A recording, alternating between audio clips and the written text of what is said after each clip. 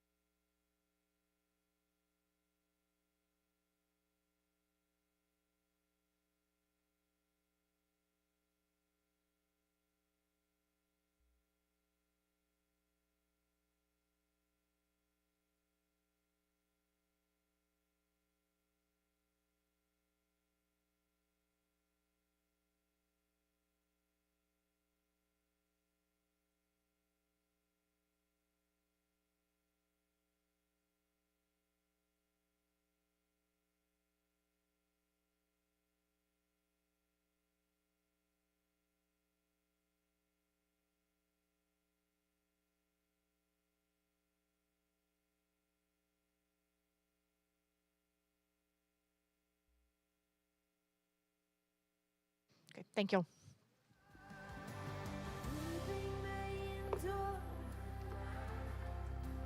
Joy comes in the morning. Joy comes in the morning. Joy comes in the morning. Thank you, Jesus.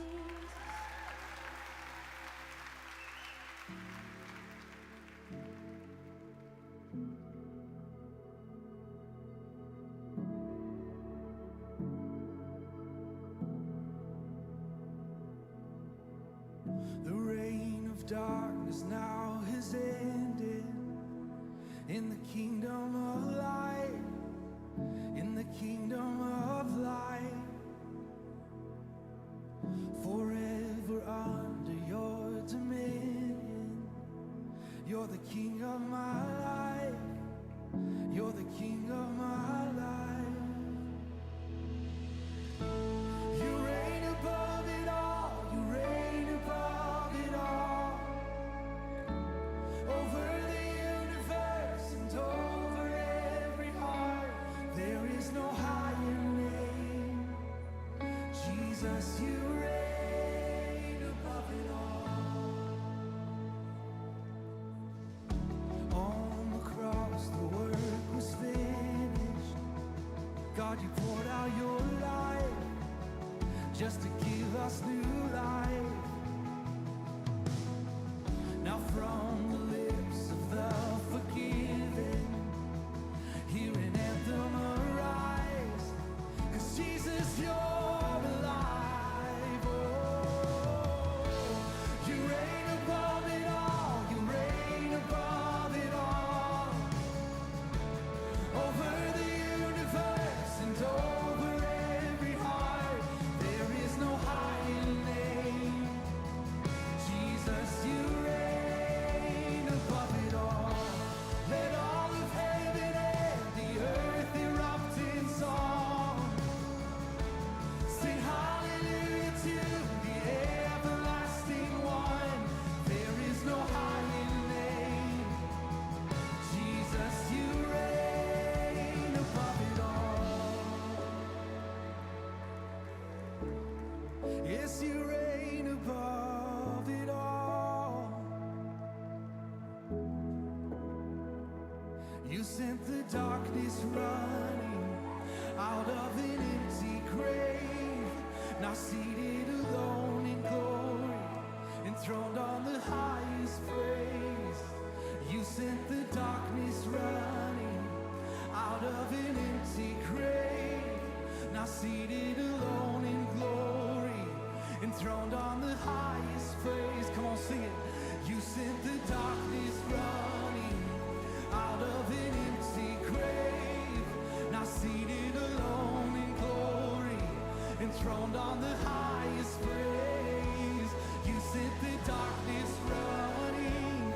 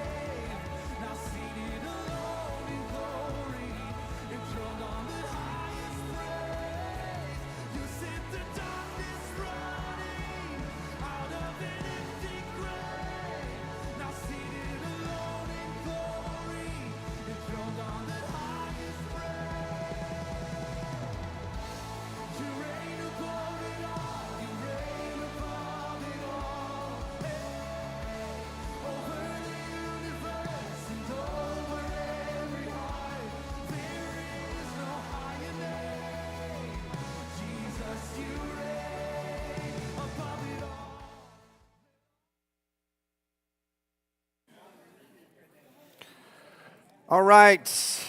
Good afternoon, everybody. How are we doing today? Good to see you. I want to welcome you to the Pastor's Bible Study today. And if you're joining us online, welcome. Here in the room, I want to welcome you as well. And yes, I have on my Auburn Tiger stuff because we are going to run those Boomer Sooners out of Auburn on Saturday so fast.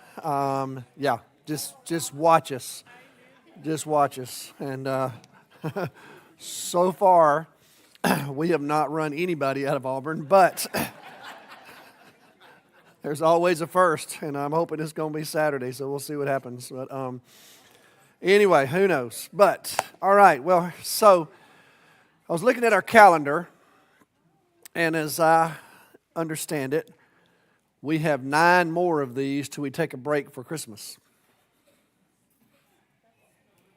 How about that? That's kind of crazy, isn't it? So what we're going to do is it's taken us half a year to get to Exodus 21. So I'm proud of us. But over these next 9 weeks, we're going to finish the book of Exodus, okay? So we're going to cover, but the good news is the way the material is organized, I think it will make sense to do it that way. So I have charted it out and have outlined what we're going to do for these next 9 weeks so that we can actually finish the book, okay? Now, we're still in, if you look at your outline, we're still in the book of the covenant. The book of the covenant starts in Exodus 21, verse 12. You really could probably date it, put it back to Exodus 20 because of the 10 Commandments, but most scholars would tell you that the 10 Commandments are kind of the underlying laws for the book of the covenant, kind of the precursor, if you will. And then here's the explanation of how to live all this out. So, you still have in your outline just the reminder that the first 19 pages of Exodus is the story of the Exodus. Chapter 20 is where we start with the conversation about how they're going to live as the covenantal people of God. So today we're going to begin the conversation about the laws of Israel. And I just put on your outline for you that God, what's happening is, God is not just randomly setting out some legal guidelines for Israel. What he's really doing is, he's giving them an explanation of how they're supposed to live while they're in the desert, but also preparing them for the promised land. And the laws, remember, we've talked about this before, they're paradigmatic in nature. That means that typically most of the laws are paradigms. In other words, we've talked about that. You know, if you steal a person's ox, then you've got to do this. And then so the thief might say, well, I didn't steal an ox, I stole a goat. Well, the point is you can make application with common sense across the various crimes, if you will. But at the heart of all this, they're intended to help the people of God know how to both engage in their daily behavior, which will distinguish them in the ancient world, and how to observe the Sabbath and some of these other religious festivals. We're going to talk about that some today. Now, as we make our way through these laws, there are 2 types of laws that will be presented. Sometimes it's causistic law. That means it's case law. If you do this, this happens. If you do this, this happens. And then you also have what's called apodictic law, and that's command kind of law. That's God saying, if you do this right here, this particular thing, then this is the exact punishment for it. It's much more specific, and I'll walk y'all through that when we get to it, okay? Now, there's also one other thing that I need to point out when we start looking at the laws of Israel, and it's what historically scholars have called Talion law. Talion law is the law of exact retaliation. That's the word that's lexus talionis in Latin. It is an eye for an eye and a tooth for a tooth. Israel's not the only one to have that kind of a statement in their law. That kind of law was found across ancient societies. However, in pagan societies, it was pretty much understood that if you were of means, you could always buy your way out of whatever you did. So that was very common in the pagan world. And so what's going to happen in the law of Israel, God is not going to allow that. He's going to set forth a higher standard. Now, I think it's important for us to know when you look at the material outside the Scripture and even the Scripture itself, we don't really have evidence either outside the Scripture or within the Scripture where this was interpreted literally. So in other words, if you gouged out the eye of another person, the judge would not gouge out your eye. In other words, this is a statement that describes the kind of justice that's going to be meted out. It's not to be taken literally. Does that make sense? They're going to have to figure out, how do you make the punishment fit the crime? It's going to be up to these judges to do that, and it's going to depend upon how serious the crime is. And so the idea is Israel is not going to allow the Israelites, if you commit some kind of serious crime that causes permanent damage in the life of another person, for you just to pay some monetary fine and then get off with the rest of your life. It's not going to happen that way. There's going to be something a little more serious that will have to be done in order for you to pay for your crime. But because we hear that phrase, an eye for an eye and a tooth for a tooth, and we may have thought in our minds that that's exactly how they did it. That's not really how they did it in Israel. Okay? So with that said, let's just look at some examples of the law. We're going to try to get to all the way to 23:19 today is our goal. So let's see how we do. We'll start in chapter 21, verse 12. We ended last week with the conversation on slavery and servants. If y'all were here for that, remember that. Now we pick up the law, the causistic law that's given in the rest of this text, for the most part. Verse 12. You have verses 12 through 17, just some really challenging penalties. It's where the death penalty is just spelled out specifically. So look at verse 12. Anyone who strikes a person with a fatal blow is to be put to death.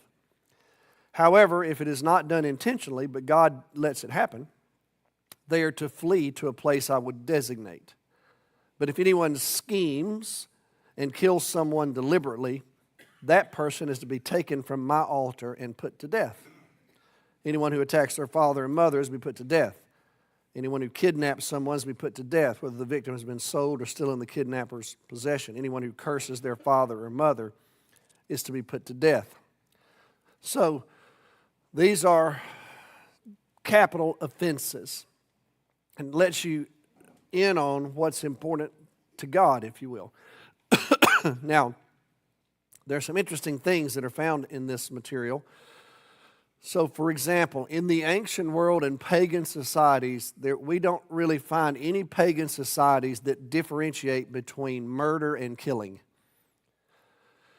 In other words, if you unintentionally do something that results in the death of another human being, in most pagan societies, that person got the death penalty no matter what. So do you see the distinction in Israel? If something you do unintentionally results in the death of another person, then there's a provision made. You're still going to be punished, and God is going to provide Israel a place for those people to go and live. Now, eventually, obviously, this is anticipating life in the Promised Land. You're going to have these cities of refuge, if you will. But if you take someone's life intentionally, as this text says, and you plan to do it, then that person is to be put to death. And it's interesting how it's worded. Taken from my altar. Now, why is it worded that way? Well, in the Canaanite society, if you were guilty of some egregious crime, you could flee to a Canaanite place of worship and grab the horns of the altar and receive at least a time before they decided what to do to you, and you had sanctuary. It's fascinating, that's not in Israel's law. However, there are a couple of guys who tried it. If you remember the story with Solomon in 1 Kings 1, there's two examples where Joab and Adonijah, both of those men did that. They, 1 Kings 1, verse 50, and 1 Kings 2, verse 38, those men went to find shelter, and they went to the altar and held onto the altar, believing that Solomon would not exact justice on them because they had found sanctuary. And however, That's not a law in Israel. And so just because you flee to a sacred place, you cannot be absolved of your responsibility and your guilt. So there's no sanctuary for the person that's done this intentionally. So no matter where you find him, he's to be put to death.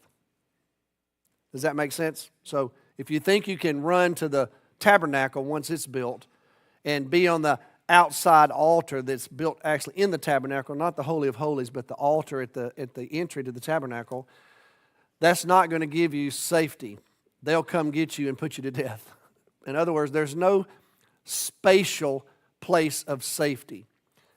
Forgiveness in the Old and New Testament is relational, not spatial, if that makes sense. So no matter what you do, you're going to have to pay for your crime. And it's attacking your parents, and attacking your parents is also really connected to cursing your parents. Cursing has the idea of totally rejecting who your parents are and choosing to live your own way, and even to the point perhaps of attacking them. And even kidnapping. Even if you haven't done anything with the person you've kidnapped, all of those are capital offenses in the law.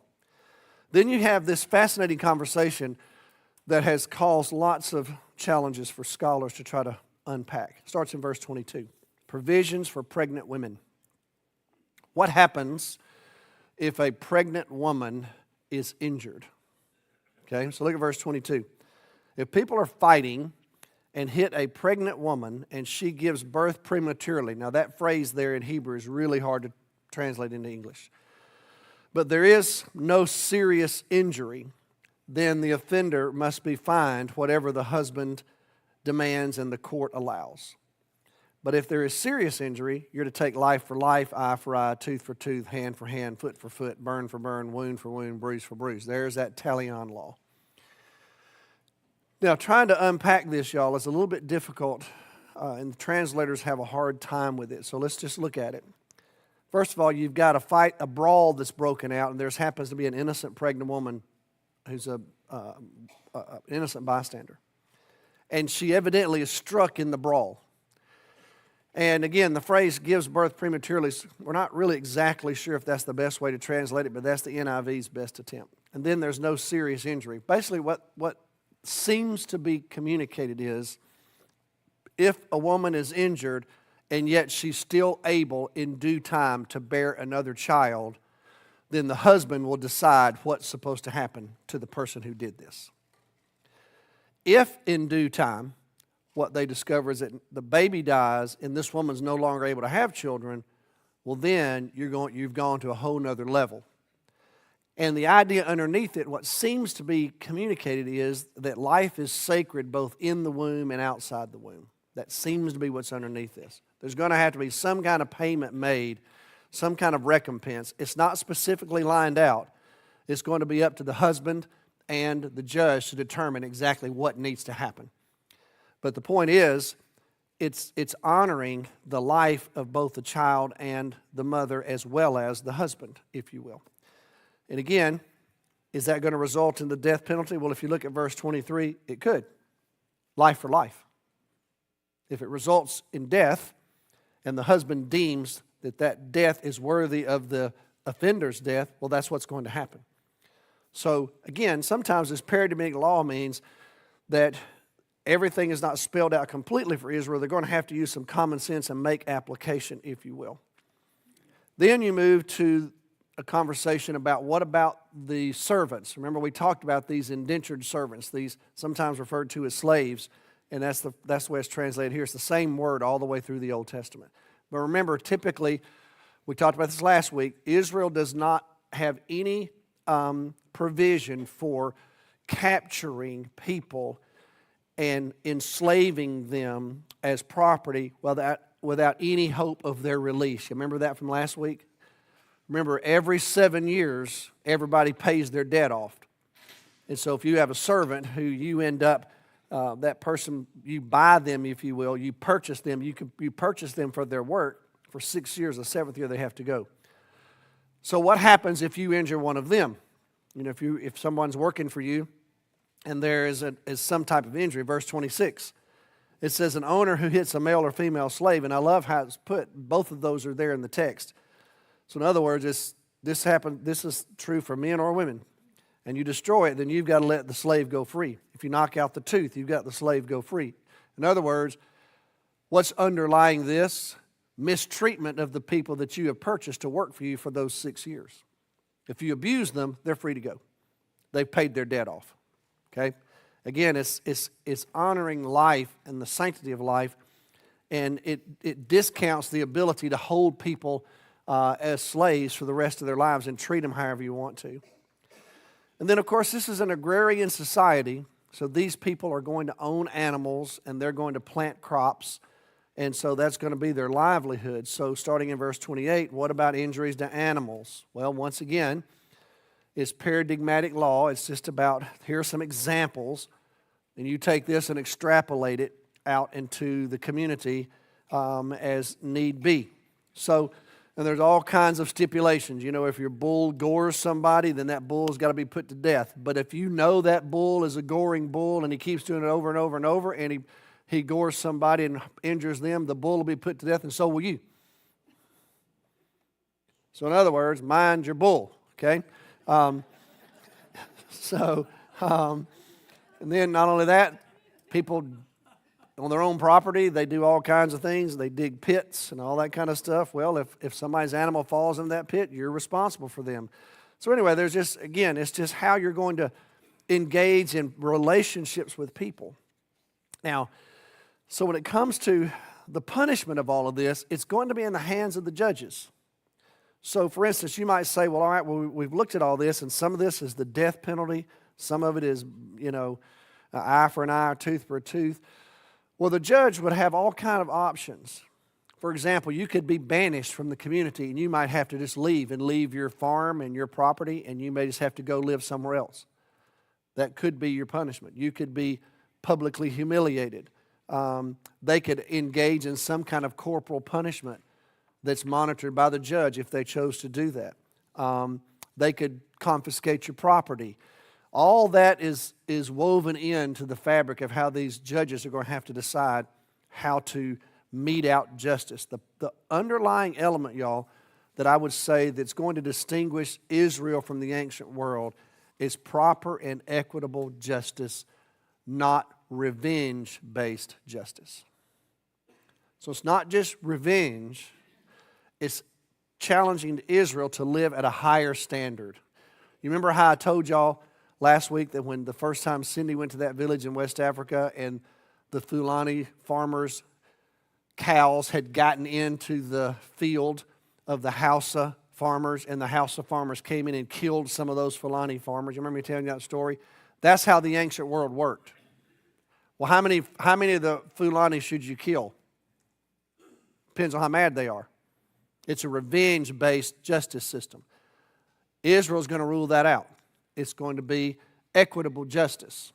That's what's being woven into the fabric of Israel. It's going to distinguish them from ancient people. So just like you get the distinction between somebody who's killed accidentally and somebody who's murdered intentionally. Well, those are two different things in Israel. They weren't in the ancient world. You still could exact life for life even if somebody killed somebody unintentionally. That's not true in Israel. Now you get to chapter 22, and ultimately Israel's going to leave the desert, and they're going to find their way to the promised land, and they're going to actually have property. And so beginning in Exodus 22, you've got this whole conversation about property. Now here's what's fascinating, y'all. I know it's kind of interesting in the justice system. Did you know in the Old Covenant there's no provision made for imprisonment? Which is fascinating. So that's why I put in your outline restitution versus residency. Residency is a penal system where you take the offending person and place them in a residential place as punishment. That's not going to exist in the Book of the Covenant. Restitution is what Israel is going to live by. So when someone offends, they're going to make restitution. They're not going to go and live residentially somewhere else. Now, why did they do that? Well, we don't know for sure, but if you just try to start unpacking it, several scholars have given us numerous reasons. So a number of commentators on the book of Exodus have come up with all kind of reasons why Israel did not adopt the residency model. For example, if you do restitution, then compensation is generous and immediate, which is very different than our system. You have someone in our system, and every society is different, and I'm going to be a little facetious, though, to make a point. Someone can do something wrong in our system, and it might be 2 years before they're ever brought to trial or you figure out what to do with them. True? That's not how it was in Israel. That's not the way this law worked. This law, the law was laid out, was restitution focused. So in other words, you'll read through all these things. If you do this, then you're going to have to pay that. And you're going to do it immediately. So it's generous and it's immediate. And then secondly, another reason that I believe that Israel did this was the offender had to personally respond to the victim.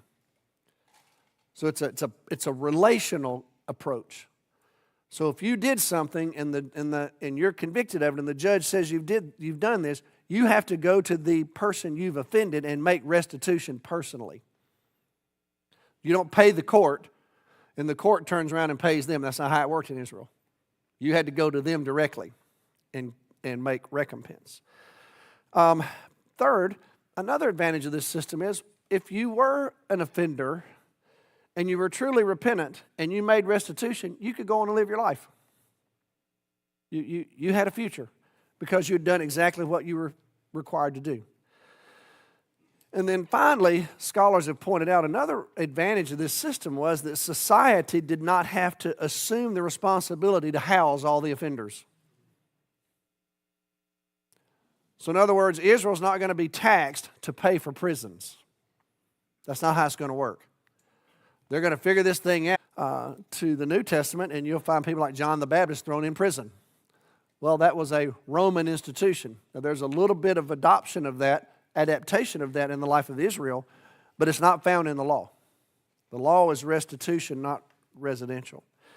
So what you have in this text in chapter 22 is primarily property disputes, and things that you own that somebody else decides to take from you.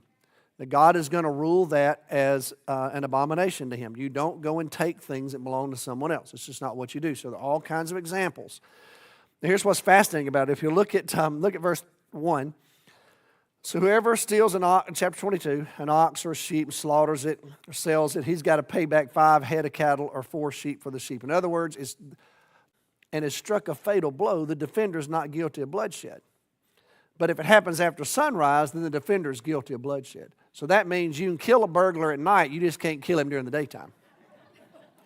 Now, why is that? Well, think about it. In the daytime, there might be reasons for people to be around your property and your home, and not only that, presumably there are other people around during the daytime that maybe you could call on. But at nighttime, there's really no reason for a person to be on somebody else's property. And if they awaken you, you're going to be alarmed and you don't have anybody else to call on and you're just defending your property. Some of that is still in our law. If you're in your home and somebody breaks in your home at night, you can exert an immediate decision to view that as a capital offense. And you're not guilty of bloodshed. If you're under threat and there's someone else in your home, you can engage them as you choose based upon how you perceive the threat to be. Well, Israel was the same way, but during the daytime, you weren't supposed to kill them, okay? And because you'd have to stand in judgment for that. And then here's what's fascinating. Break in at night, if they do whatever to your donkey, whatever may happen. Look at verse 16. If you're a dad and a man seduces a virgin who's not pledged to be married and sleeps with her, he must pay the bride price and she has to become his wife. Now, if the father absolutely refuses to give her to him, he still has to pay the bride price for a virgin. So what's going on there? Why would this be included in the property section? Well, think about it. When families were responsible for maintaining everything that they had, a man who had a daughter, if someone was going to take that daughter from him, he was going to lose a worker in his home and not gain one. Because more often than not, where did they go live once they got married? They went to live at the man's family, not the woman's family. And so he's losing the potential, if you will, of income and provision for his own family, the potential, if you will, of income and provision for his own family. So you've got to buy her from the dad. That's how it worked. So arranged marriages were common in the ancient world. They're still common in many places in the world. What didn't exist at this time was a dowry, that the bride had to provide for the husband's family. That didn't exist in Israel. You had to pay the bride price. You had to purchase the right to have this woman as your wife. And so if you seduce her and you're not engaged to her, and now she's no longer a virgin, her value, her economic value incredibly decreases in Israel, because now your negotiation as a dad with another dad is going to be really difficult and violated because your daughter is no longer a virgin. So if you do that, you got to go ahead and pay that dad whether you marry her or not. Does that make sense? You've got to pay the money because that dad feels like he's lost what's provision for his family. And some of it is in protection for everybody. It's also, though, y'all, a sign of God's view about the sanctity of marriage.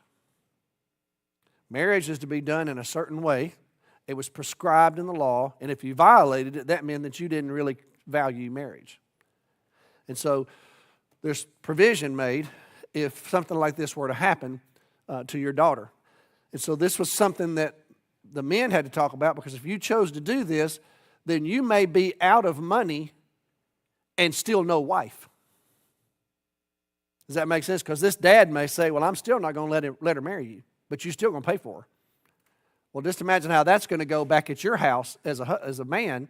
You got to go back and tell your dad, not only did I not trust you to negotiate the relationship that we're supposed to be trusting because of the value and sanctity of marriage, I've gone and done this on my own, and now he won't let me have her, and we still got to pay him. So just imagine how that conversation is going to go. It's protection for everybody. It sounds a little foreign to our ears. I get it. But these are ancient times, okay? Then you have just what some scholars just call categorical imperatives. Exodus 22, starting in verse 18 and going through 23:9. It's just all kinds of laws, all kinds of situations. Once again, you get some capital offenses. Verse 18, don't allow a sorceress to live. Verse 19, if you have sexual relations with an animal, you're put to death. If you sacrifice to a god other than the Lord, you're put to death. All three of those are an abomination to God because they're an indictment on God's plan for humanity and the way they're to worship Him. A sorceress is someone who's going to threaten other Israelites and draw them in to her evil, demonic ways. She has to go. Bestiality was heavily tied to Canaanite worship practices and their fertility gods. So it's not just bestiality itself, it's the fact that this was a sign that you are an idol worshiper.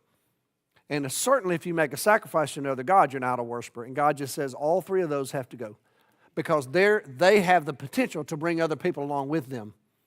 And God says we're not going to do that. They're all to be put to death. Then, verse 21, what about foreigners who choose to join Israel? Well, just remember, God says you were a foreigner one time. So you be kind to the foreigners and allow them a passageway into the life of Israel. Verse 22, be careful how you treat widows and orphans. He says if they cry out because you're not taking care of them, he says you need to know that you may find yourself in the same boat. In other words, the Lord looks after the orphan and the widows, and Israel is supposed to as well. Verse 25, provisions are made for lending money. The Lord just didn't want you charging interest to your fellow Israelites. This is your family. And so if somebody's having a hard time, that's fine. Y'all care for each other. And now what's interesting is, though, when you get to this text, I want you to notice how the pronouns change a little bit, and the Lord starts saying things like, if you do this and you do that. That's where, as I've put in your outline, you're in a little different legal code because that second person is used with specific instructions, okay? Scholars refer to that as apodictic law. God just saying, you do this and I'm going to do this to you, okay? And then, How is Israel supposed to treat the Sabbath when they finally get their way into the promised land? They've been told to honor the Sabbath. What does that mean? Remember the Sabbath. What does that mean? Well, you've got the Sabbath. I'm sorry, I didn't put the scripture reference here, but starting in chapter 23, verse 10, and going through chapter 23, verse 19, that's the Sabbaths and the religious festivals. Here's how you're supposed to observe the Sabbath. That starts in verse 10. 6 years sow your fields, harvest the crops. 7th year, let the land lie unplowed and unused. Then the poor among your people may get food from it, and the wild animals may eat what's left. Do the same with your vineyard and your olive grove. You're letting the land rest. What many of these farmers wouldn't have known is that's actually good for the land. But they wouldn't have known that, but they will find that out in due time. But it's symbolic, if you will, of them observing the Sabbath. And then verse 12, you can work 6 days, and on the 7th day, do no work. And not even your slaves and the foreigners. Give everybody that time. And he says, be careful, because here's what I know. If you look at verse 13, do everything I've said to you. Don't invoke the names of other gods. Don't let them be heard on your lips. Because what's going to happen is when they get in the promised land, people are going to not understand why Israel lives like this. Why do they keep the Sabbath? Why do they keep all these laws? Why won't you do what our gods lead us to do? And it's going to be very challenging for them. And then beginning in verse 14 and going through verse 19, God says, okay, 3 times a year you're going to honor me in a special way. There are going to be 3 feasts. The feast of the unleavened bread, the feast of the harvest, the feast of the ingathering. So that's going to be the Passover, Pentecost, and the Feast of the Tabernacles. God's going to weave that into Israel's seasonal life. And what's happening is, y'all, is the Lord is weaving into Israel's calendar just a rhythmic response to Him of gratitude and appreciation and thanksgiving. And so their calendar is going to be built, their year is going to be built around a religious calendar so that they will pay attention throughout the year to what God has done for them. And He will give us many more instructions about all these later on. But this just sets these 3 in place. You get to the New Testament, and you'll find Jesus observing these. You'll find Jesus in Jerusalem at the various times that are listed in the life of Israel. He was a Jew, so it wouldn't be uncommon for Jesus to be there during the Feast of the Tabernacles or the Feast of the Harvest or the Passover. Those are all going to be a part of His annual rhythm, just like it would have been for any Jew, and it all dates back to the Exodus. So what's happening is God is beginning to place in the life of Israel His expectations from them so that they can live as the people of God among all these pagan people that they're going to be surrounded by. And He gives them enough specificity to where it makes sense and enough flexibility to apply it across the board as they need to. And so it's going to be a huge judicial system that's going to require organization and judges and those who are going to be responsible for exacting this judgment. But they're going to have enough guidelines for it to make sense. And it will distinguish them from the ancient peoples of the world based upon what we know about the legal system that was already in place and is going to develop all around them. So, all right, I'm going to stop right there. Those of you that are online, thank you for joining us today, and we'll see you next week.